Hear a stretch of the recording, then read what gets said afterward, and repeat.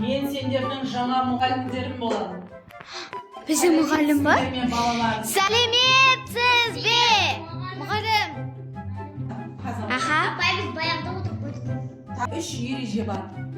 Бірінші ереже телефон ұстауға болмайды.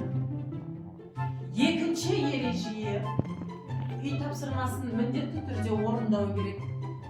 Ал үшінші ереже кешіккен адам түсініктеме жазады.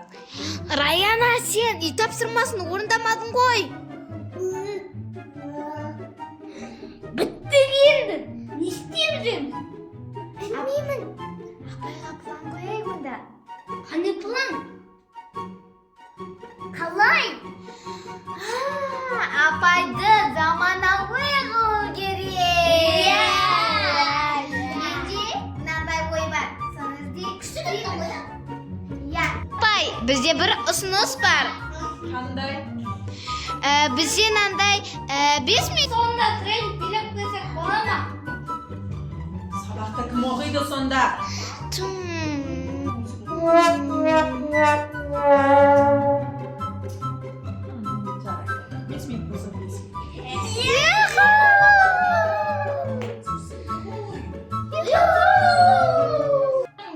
Ал, давайте келтіріңдер берейін.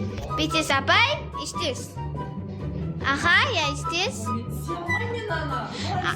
Апай, бетесіз. Апай істі беремін. Я, өте әдем беріп жатсыз. Я, өте әдемі беріп жатсыз, апай.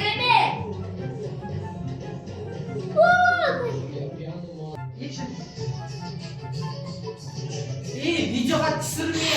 Апай, кешіріңіз, біз түсіріп қойдық қой.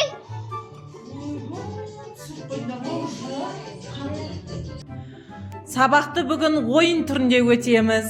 Тәртіп те керек, көңіл де керек. Айман апай, сіз күштісіз? Иә, күштісіз. Ал онда ендеше үй тапсырмаларыңды орындап, ертең дайындалып келіңдер, жарай ма? Жарайды апай. Ал, сау болыңдар. Сау